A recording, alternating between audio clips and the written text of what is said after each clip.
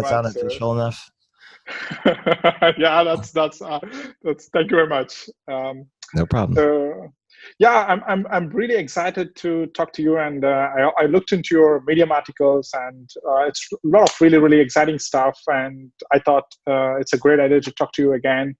So Robert, can you introduce yourself? I know I looked into your LinkedIn profile, but and also I know I read your Medium articles, but can you introduce about yourself, your background? Sure. I'm originally from the let's see. Well, there's my introduction. It's about just stuttering. Where to begin? There's just so much to tell. So my name is Robert Strobe. I am the owner and operator of a company called Dallas Design Sprints. I'm doing two things primarily, which is teaching and spreading the word about virtual design sprints, which is everyone on their own screen when they're doing this process, and something called the Dash, which is a combination of design thinking and prototyping to test and validate market desirability for ideas and products and services. I'm based out of Irving, Texas. I usually live and work out of a home office, as you're seeing here, with the beautiful background fan and everything else. I'm also on a project right now where I'm running 100 days straight, and I'm documenting it on TikTok, which is fun. If you ever want to see me late at night looking disheveled, then you can just go there for plenty of entertainment and boring conversation. Okay. I also do a podcast of the same name, the Dallas Design Sprints podcast. It's been dormant, but it's about to kick up soon. And then finally, I'm the organizer and operator and mad scientist behind the Global Virtual Design Sprint, which is about to launch next Monday for signups. It's a month-long event that literally gives people the chance to showcase the best professional version of themselves. So people that have gotten masterclass certificates win design sprints, or have been graduated from, say, something like Design Sprint Academy, and they're looking to basically practice what they've kind of invested their money into. That was one of the reasons why it was set up. This next one is going to be showcasing the Dash and GVDS, or virtual design sprints. So people that are completely new to the concept as well can kind of come in. There'll be plenty of educational material up until the actual month starts. And yeah, I'm actually, before we got together, I was working on the website for the launch on Monday. So yeah, that's in a nutshell everything that's going on with me professionally, or what I'm all about. Mm-hmm. Outside of that, I have an 8-year-old kid. I'm taking care of him, trying to figure out what I can do for entertainment when our particular state and part of the country is locked in with COVID, though it is getting better. I have many different colored masks that I have, and I almost have, it's like fashionable shoes, but just choose a different one when you're going outside or going to the store. And that's pretty much it. That's great. That's great. And I'm happy to share your website as well with our community. And I can also include in our podcast as well. So thank you very much for a great introduction. Can you tell me about how is your journey started for the design sprint? What was your motivations, and what was the history behind it? So originally I was within user experience for a long time. I started out when doing, I'll go a little ways further. Back when I was doing in marketing agencies with Avenue A, Razorfish, and the like, back then it was all about information architecture before it started mutating into user experience, where a lot of different disciplines were starting to come under that umbrella. So I was in that realm of doing user research and usability and user experience and accessibility for quite a long time. And when I was a UX manager over at Sabre, which is an airline company that does like fulfillment, and I won't get too far into it, but it's a pretty big company. I stumbled upon Jake Knapp's book Sprint in March of 2018 when it first came out. And I just started my position. I thought, okay, everyone's kind of going through the same problems that they normally do with enterprises, with communication, siloed teams, not really talking to one another, kind of focusing on their own thing. So I adopted the process wholesale and said, okay, let's experiment with this and see what seems to make sense within the company. Fast forward 6 months, and now the teams are mixing Agile and this design sprint process together. And we actually have our own Agile process internally in UX. So we're creating our own stories, our own epics. We're basically managing our time and being able to cascade those communications upstream to people that are dependent on our work. Then in November of that year, or sorry, September of that year, I had a conversation with someone at work going, this whole thing is going to go virtual. And they go, wait, what do you mean? It's that we're not going to want to go into a room with 8 to 10 people and work out a problem for 4 days straight. We'd rather leverage the technology that's currently existing so that I can engage when I need to for decisions, and then I can work offline where it makes sense to do so. And everybody back then had thought it was nuts, because the book said it's not recommended. You don't have the interpersonal communication and so on. So I was like, being somebody that just wanted to try something out, I said, let's give it a shot. Let's experiment. So I got a few people interested online together in November of that year. And I thought it was just going to be one team of 10 people, just to experiment. It ended up being 6. And one of their projects that came from the design sprints ended up being an actual artifact for a disaster relief. So I think it was disaster relief or disaster notification service in Austin, Texas. So that was surprising, and the amount of people that are interested in the amount of engagement there was. So it's like, okay, well, instead of a week, why don't we do a full month? So I did the crazy thing of saying in April 2019, let's do a full month of design sprints. Like let's see how many we can do and get how many people we can go. And it was all free. We had 500 signups. About 150 people eventually did the sessions. It was eye-opening. It was illuminating.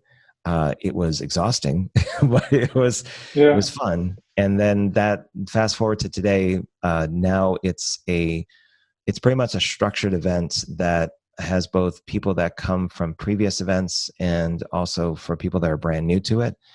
The focus is shifting towards education more so than actually trying to make products that come out of the design sprints.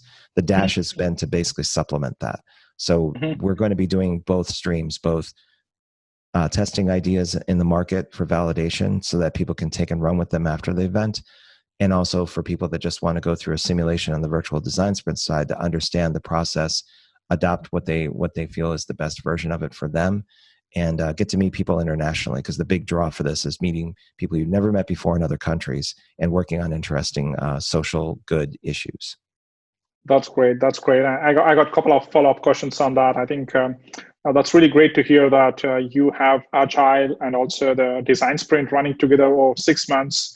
Can you give more details on how frequently you run the design sprints in that Agile environments? Is it every alternative, or is it run parallelly, or is it runs one after the other? So at first we did the usual thing where most companies will, if they integrate design sprints in Agile, they'll do something where it's 2 Agile sprints ahead of where you're supposed to be, so that you have the proper artifacts for the teams to use. Sometimes it's doing the design sprint even before a particular Scrum run is going to happen, and then people can pick and choose what they want to basically build out. But what we did is we actually changed the process so that we did a mini design sprint on the inside of an actual 2-week enterprise Agile sprint.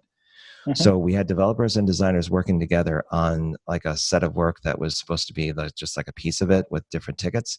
But what we did is we made it a code sprint.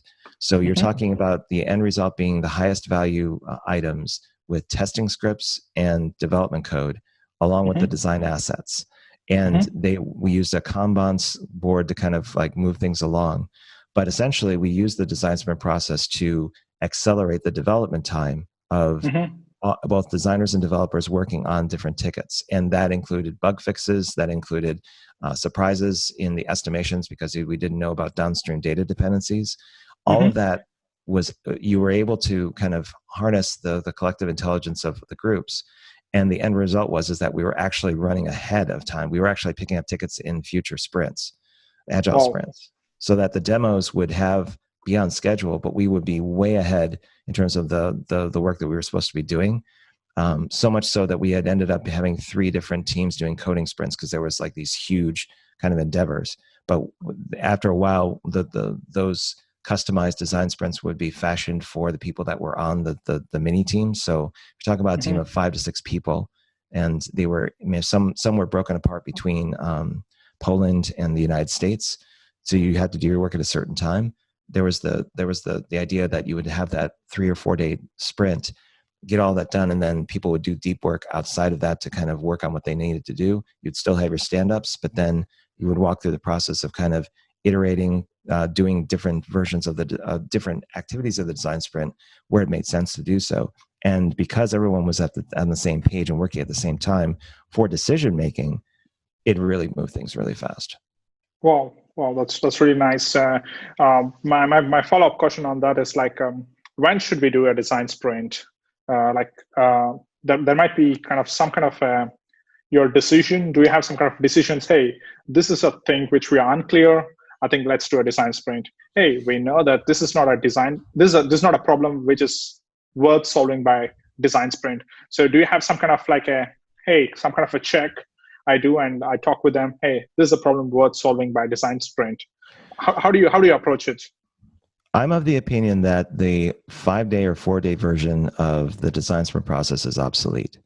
And what I mean by that is that ever since the beginning of the year, and this has been a trend, but it accelerated right before the pandemic, where people are just taking the process and they're retrofitting what makes sense for them and incorporating that into something they already have, like IBM Hills, or maybe they have an IDEO process already in place.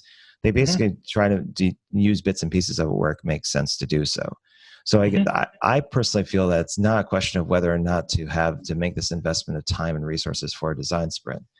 It's looking at the pains and the problems that you're trying to solve for, or what your outcomes and what you're trying to achieve, and what your current process is that works and doesn't work. And then looking at that process and what doesn't work and saying, what can we experiment and try differently? How can we basically accelerate this part of it, or make it much more efficient for everyone concerned? We have the quality of the work improve. And kind of do that, so that you're not necessarily trying to retrofit an organization or a group into the design sprint process, but you're trying to take what seems to work. Like if you have, I'll give you an example. Let's say there's huge alignment issues between several different groups that are working on the same thing. There's a lot of activities on the Monday portion of the design sprint that are kind of engineered to kind of bring everybody together. So you could take what's there, and plus you can use things like problem framing and other activities that people have kind of written about or promoted, and saying these are possibilities as well. What seems to make sense from a cultural point of view? What does the consensus be on the cultural side at work, or in the organization? What would they be tolerant of that they would be willing to kind of take in that wouldn't break up the work stream and lend itself to less predictability downstream with what needed to be done. So that's usually the start of it. And when you start getting wins, small wins from minor activities like the Eisenhower matrix, the effort versus impact is a really easy one to do. When you start doing small incremental activities that show the value of kind of the approach, and people kind of buy into it, then really you're talking about people that are in the product development life cycle understanding that this is probably more desirable than this option. This option is actually more efficient than this one. And it's less of a conversation. It's more of a no-brainer. If it works with people, it does. If there's too much cognitive headwinds in terms of understanding either the tools or the process, then it's probably not going to work. But you have to approach it that way. I find that too many people are trying to say, let's take 4 or 5 days and work this out, and this is the outcome. It's a huge risk for people politically to kind of do that. And I always say, just start small. If you're trying to get kids to eat their vegetables, just start with like peanut butter and celery, and kind of do it that way. Small little bits of information. Eventually, you'll find out what they like and don't like. You'll figure out what works and doesn't work. And you can't get everything that you want, but you'll probably get what you need. Yeah, I love the way you mentioned. Let me put it in this way. Like, I think the old view of it's like, don't just blindly go and use some framework. Think about where is the problem area and see where is the good parts from design sprint where you can apply and try to solve it, where you can make it efficient, and then try to get a buy-in from your stakeholders or team, and then try to see, hey, that can we do a design sprint now? Yeah, that's really great. I know you talked about Dash.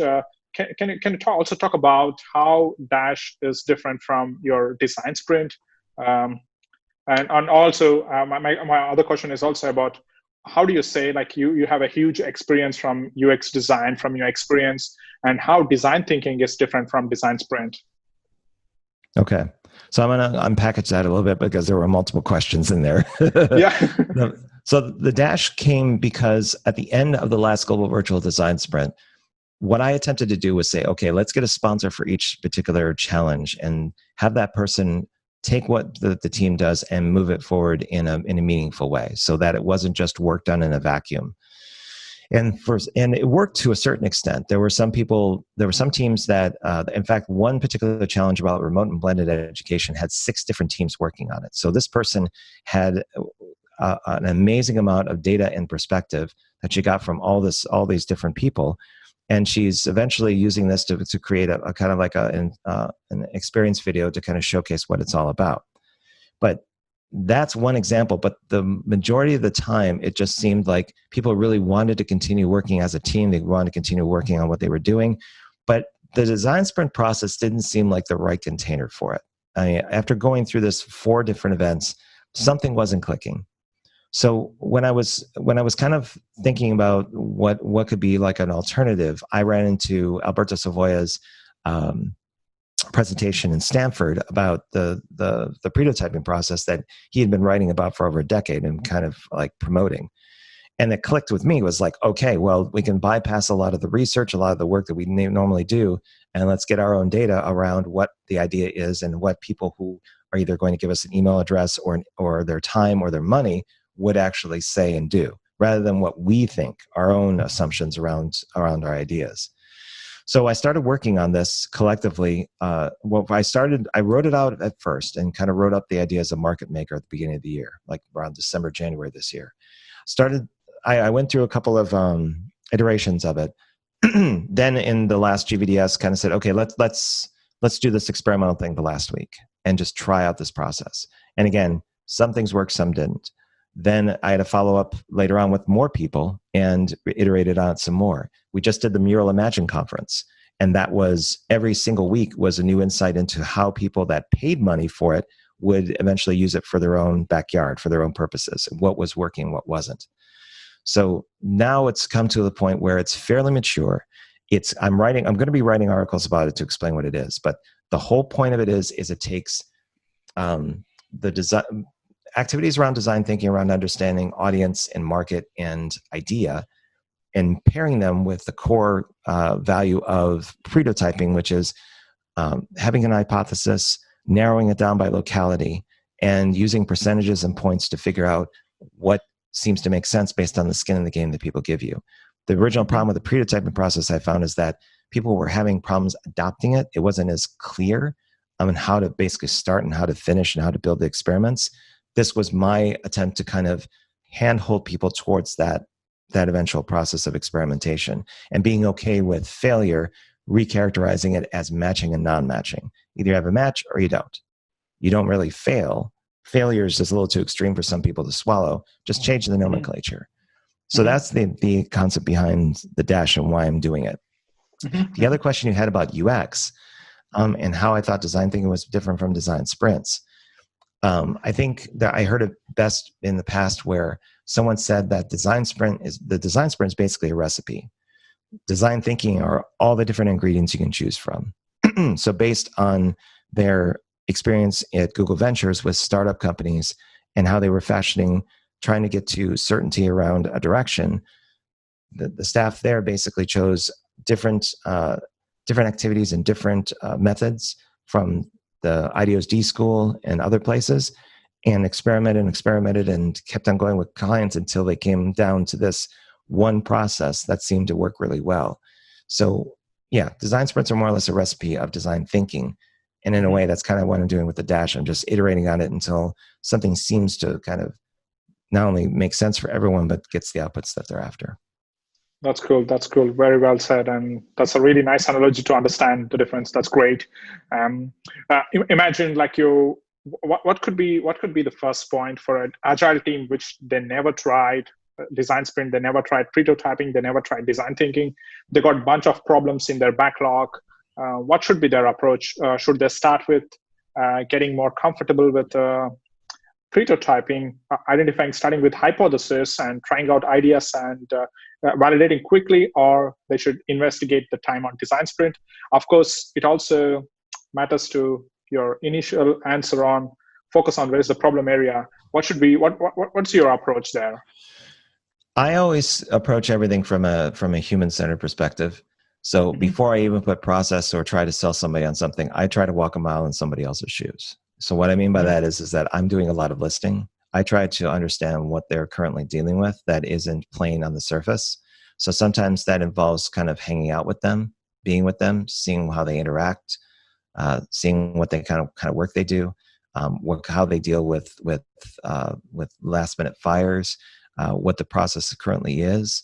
And sometimes you can be there if it's, if you're within the company and you kind of see it. It's kind of getting up from your particular area of expertise and just placing yourself in that environment to see what it's like, because there may be something that's really apparent from the outside, but until you start talking to people and seeing what they're going through, and really understanding, well, we really want to be able to do these particular things this sprint, but we have a backlog of things that got carried over from a previous sprint that, depending on who's looking at it and who you're talking about as a stakeholder, will put emphasis on it for the demo. So even though we have something planned, everything shifts towards that particular thing. And you have to make a judgment call as to whether or not what you know in terms of process can actually help with what's going on.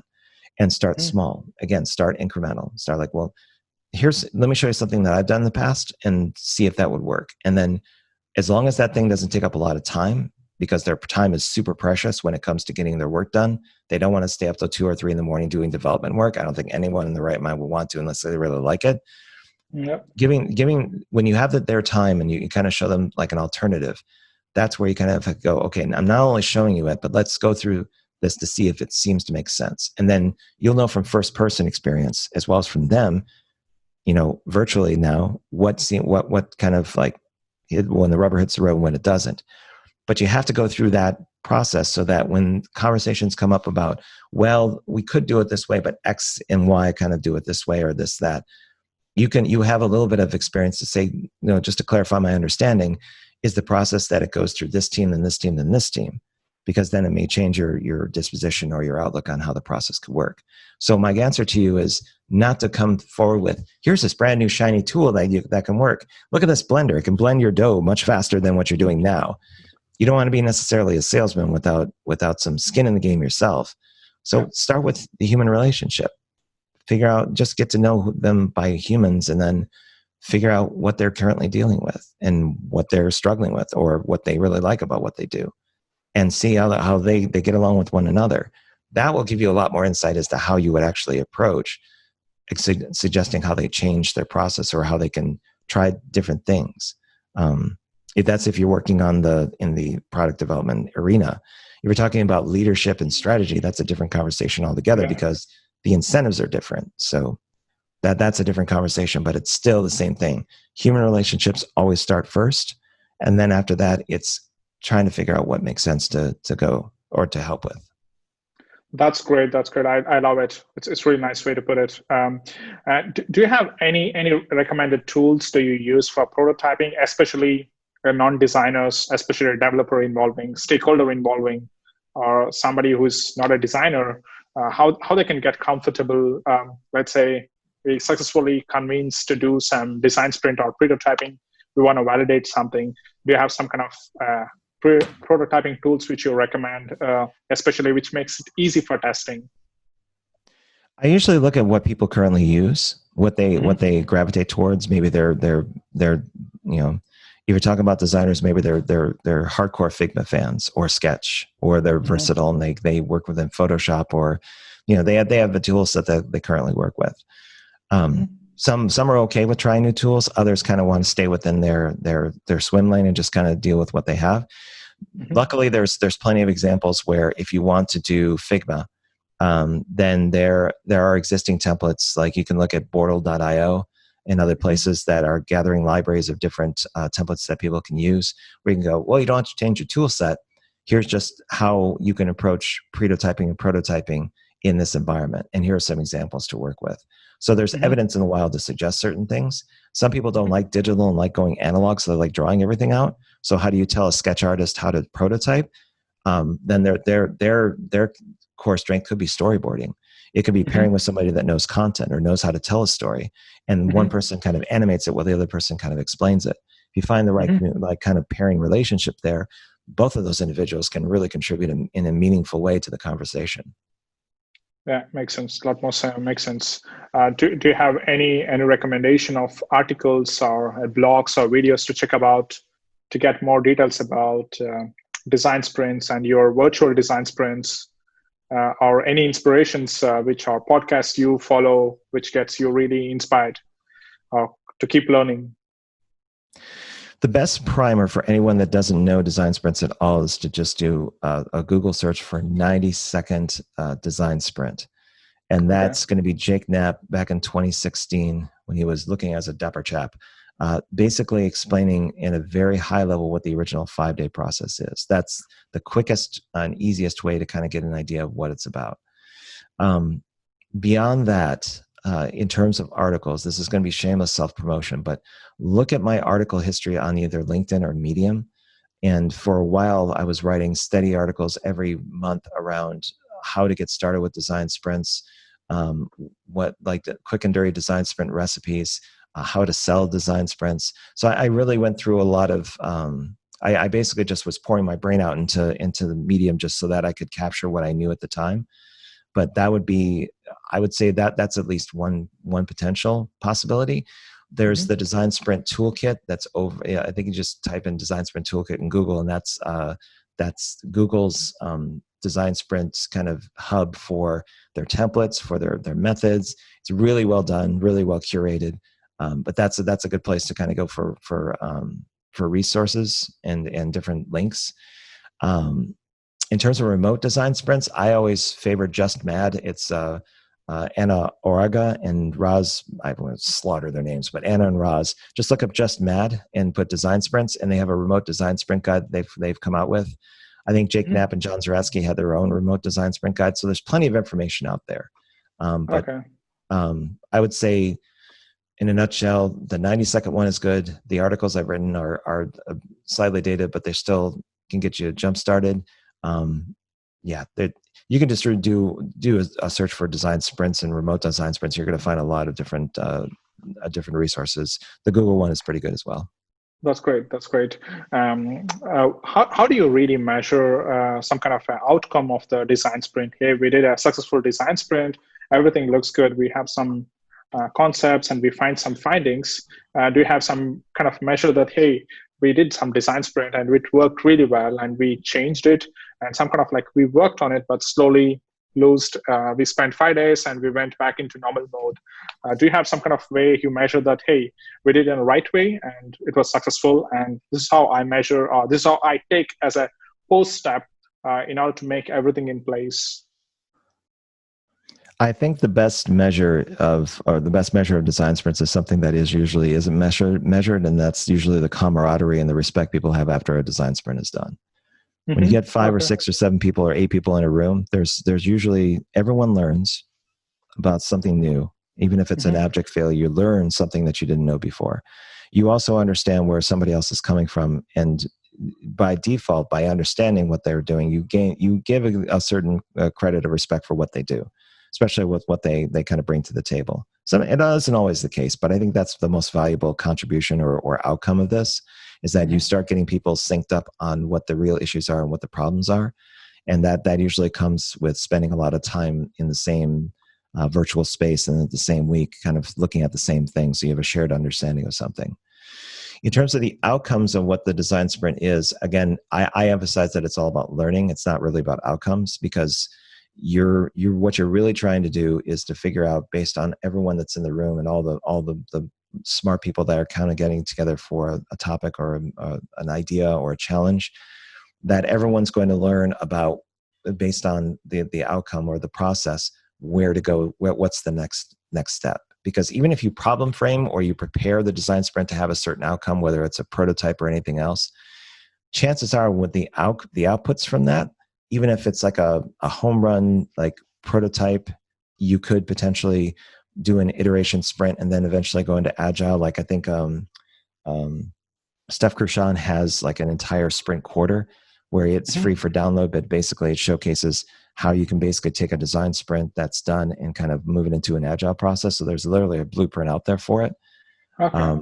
But more or less, it's about that the outcomes are around learning. They're not necessarily about getting it straight into an agile process to start iterating and developing on it.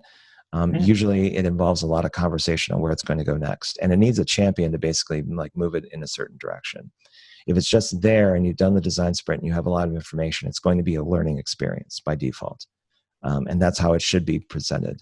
And then the decision makers or the stakeholders will determine what they want to take from the outcome, what seems to make sense for the initiatives, and they'll either Frankenstein it or they'll move it to a different phase of planning and R&D and anything else that kind of goes into the roadmap process and seeing where it seems to make sense. Totally agree. What about how often the Agile team should do these design sprints? Yes, we do it. We were successful. Should we consider doing it again? How often are you say, hey, okay, we have a problem here. We are not clear. We're gonna do it in the design sprint way. Or how do you approach, and how often do you see that Agile teams are working also on the design sprint throughout the year? It's highly contextual to the company and the organization and the people involved. So you're gonna have so much variety in that. To answer that question, that I can give you some examples, but more or less, the one thing I can tell you what to avoid: you definitely don't want to do a design sprint every week. That burns everybody out. Don't do that. I mean, it may seem nice, but after a while, people are going to get sick of looking at digital cards and going through process. They want to be able to exchange points of view. They still want to be human beings. So you definitely don't want to do it every week. You want to have at least a week of rest in between. That's true. I'd say like, again, it'll depend on the outcome of your design sprint. The one, if you do a full 4-day, or if you do like a hybrid model. But if you already have a process in place to handle what comes out of a design sprint and what you're planning on doing with it, then it's really situational. So if it makes sense to do it, if you want to accelerate understanding of a certain domain, and you have rationale from the market that, or like an initiative or some requirements that say, we want to get these things done, then you have a good starting point. But I wouldn't necessarily arbitrarily put like a rhythm or you do design sprints every 2-3 weeks to move things along. It'll just become apparent when work needs to be done. I do have empathy for people that have to do it every single week, because it's a slog. You just can't mentally recover as fast. And people usually in those environments, the business is looking at the design sprint as a black box output device. And that's the wrong way of doing it, because people then the quality is going to suffer. People are just going to go through the motions and decide whatever. It's never worked out well. That's true. Yeah. Thank you very much, Robert. And it was really interesting conversation. I really enjoyed it. And thank you very much.